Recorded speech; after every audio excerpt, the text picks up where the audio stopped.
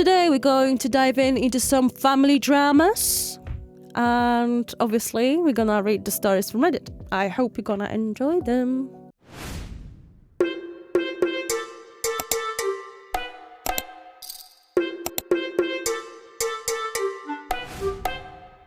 Am I the a-hole for speaking up against my rude aunt when she gave unsolicited advice? Ever since I, 31 female, got married, my aunt, from my side of the family, has been basically pressuring me to live with my in-laws. What's strange is that neither my husband, my parents, nor my in-laws have ever expected this from us. My husband and I come from different cultures. In my culture, married couples live independently, while in his culture, some couples live with the husband's parents. Ironically, my aunt comes from the same cultural background as me, where living separately after marriage is normal. A few days ago, she went through a major loss. She lost some of her shop's goods in a fire incident. My husband and I visited her and decided to take her out for dinner to show support and also try to be there for her. Towards the end of our dinner, she brought up the living with in-laws topic again. She told me I don't know anything about life and need to grow up. She also said my husband has sacrificed a lot for me.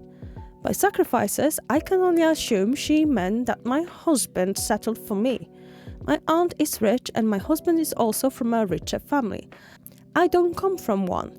She also really likes my husband and always speaks highly of him. Let's get things straight.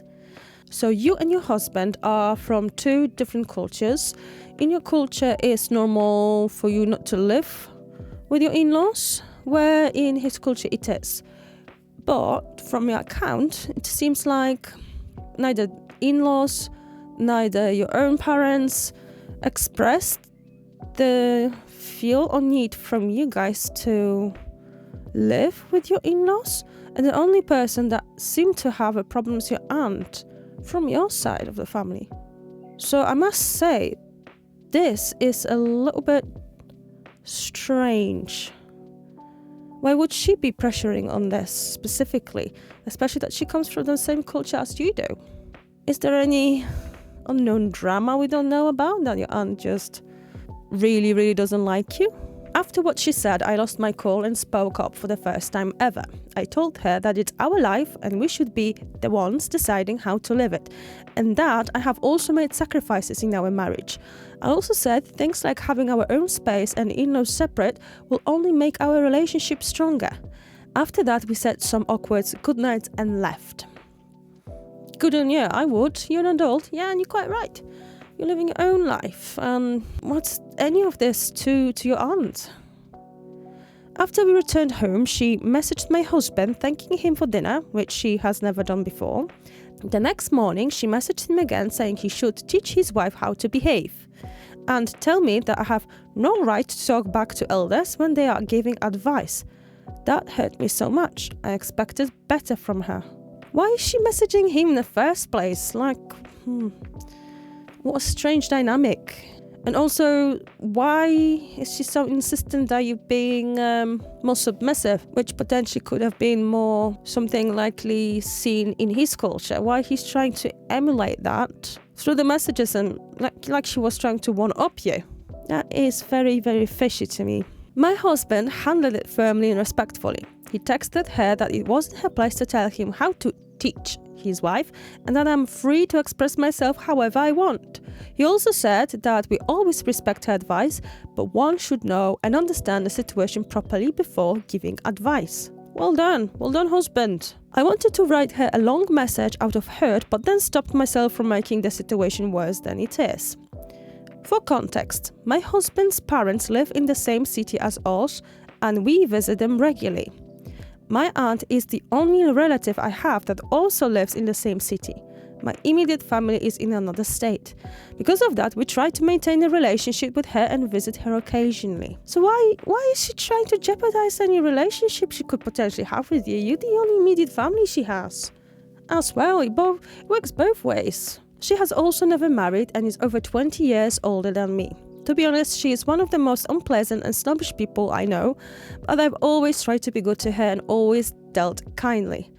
Despite experiencing disrespect from her in the past, I've never spoken rudely or spoke up because I wanted to respect her age and position in the family. I don't know how bad is that reflecting on me.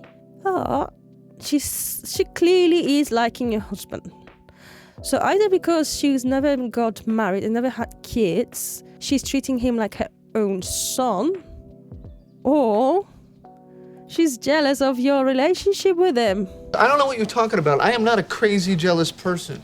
And she would like him for herself, because she literally just tries to one-up you, like showing him that she understands his culture more than you ever would, that you know nothing about life. I might be very wrong about that. What I found odd is that she has since deleted my number because I can't see her profile picture anymore on WhatsApp. But she still keeps my husband's contact. He can still see her WhatsApp profile picture.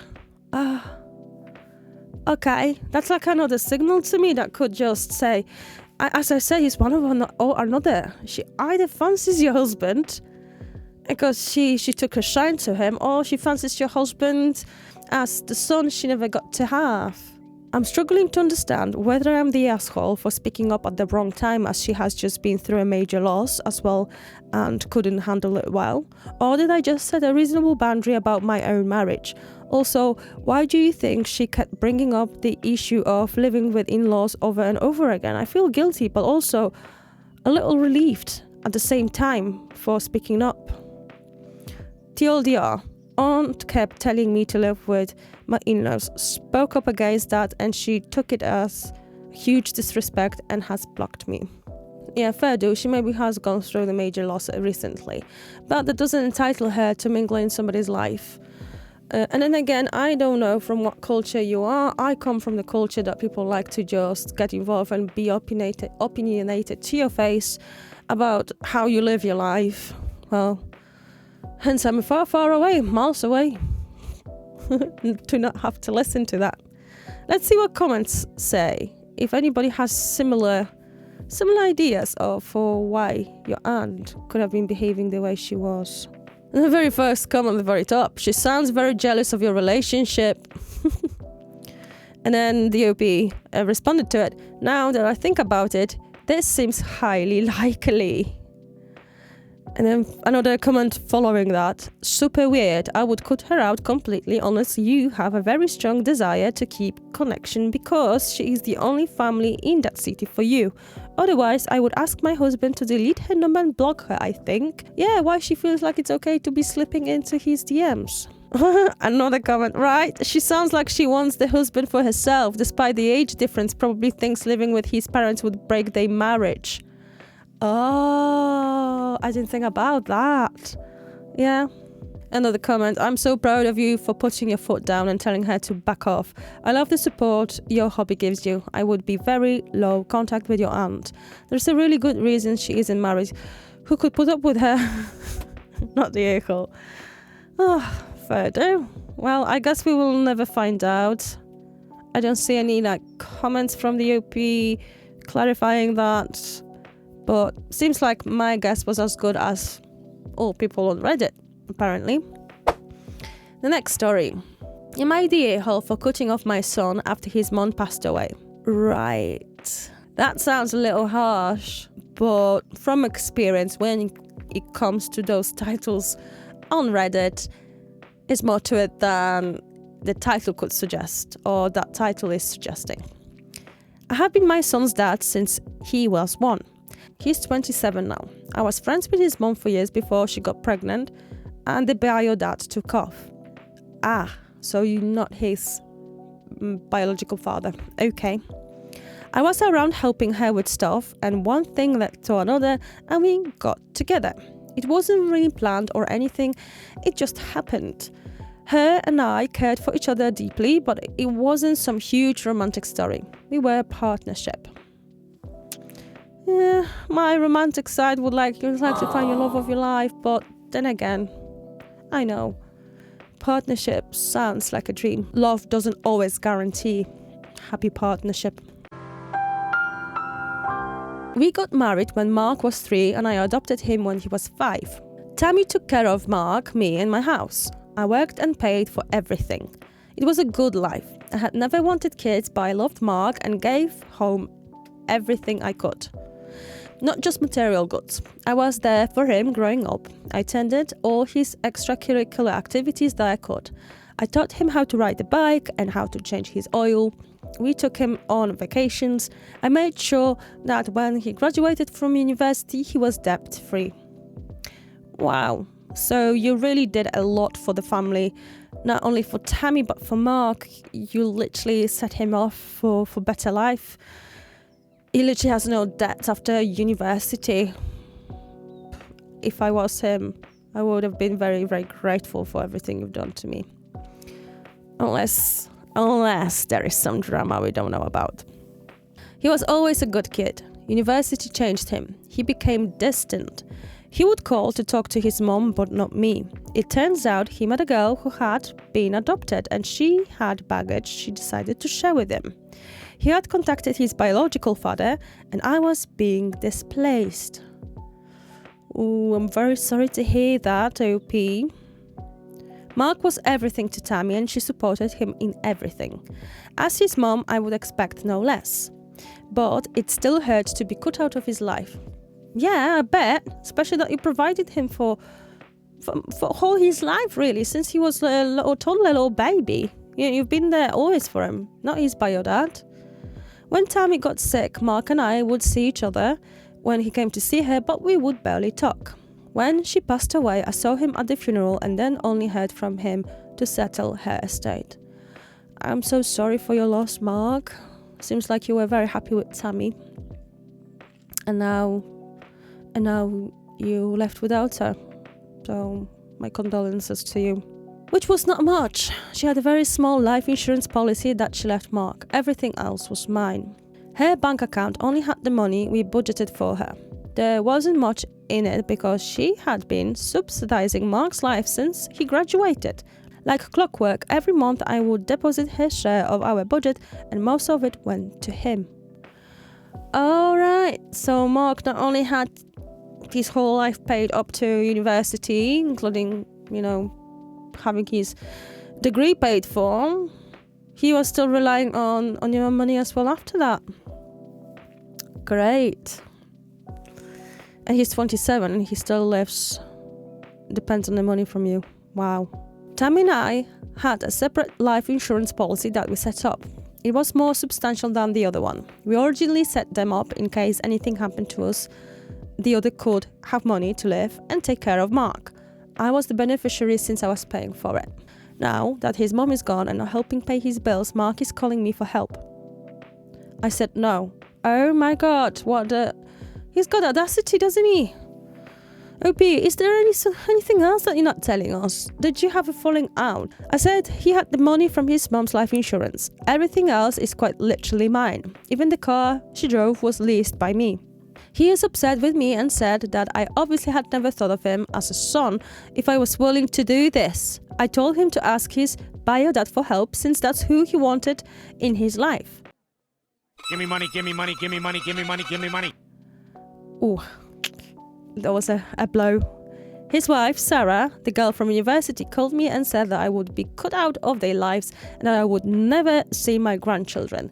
They don't have kids yet, but I suppose they are planning on a family. I told her that I was okay with that. And I am. I miss Tammy, but I'm okay. I have my dogs and my job. I see my sisters and their kids and grandkids. I'm involved in their lives. So am I the asshole for cutting off financial support to a full-grown man with a job and wife? So I've got two theories in my head. One is that you never had such a good relationship in the first place. You were there to financially support Mark and his mom, but Mark could tell that you never treated him as his son. Therefore, when he had a chance and opportunity to find his dad, he did and cut you off. Or because obviously when he started university, he was probably still a teenager in his early 20s. He was going through identity crisis, as we all do, trying to figure out who we are outside of our family, our old environment, and get on with our lives, trying to figure it out, decide what we want to do with it. how to progress and all that jazz.